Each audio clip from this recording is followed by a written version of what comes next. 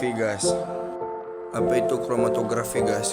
Kromatografi gas atau GC merupakan teknik analisis yang dapat diaplikasikan pada sampel gas, cairan, dan padatan atau komponen yang diuapkan dengan panas.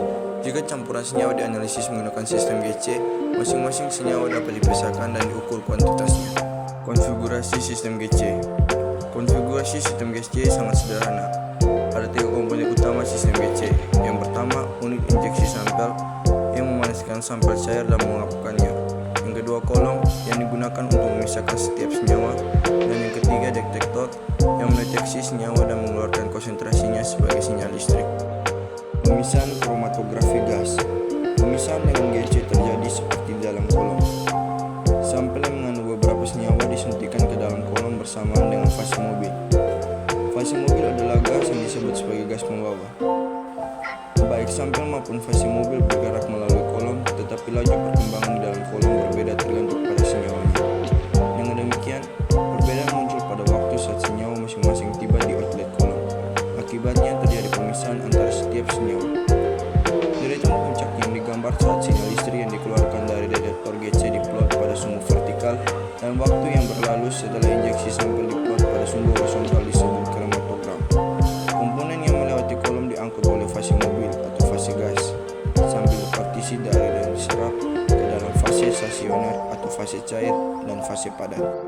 Senyawa yang cocok untuk analisis GC. Komponen yang dapat dianalisis dengan GC memiliki 3 fitur utama berikut. 1. Senyawa dengan titik didih hingga 400 derajat. Yang kedua, senyawa yang tidak terurai pada suhu penguapannya. Yang ketiga, senyawa yang terurai pada suhu penguapannya tetapi jumlahnya selalu sama. Ini disebut pirolisis GC.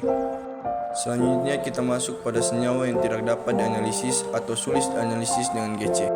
Senyawa yang tidak dapat dianalisis yaitu yang pertama, senyawa yang tidak menguap atau logam anorganik, ion, dan garam. Yang kedua, senyawa yang sangat reaktif dan senyawa yang tidak stabil secara kimia.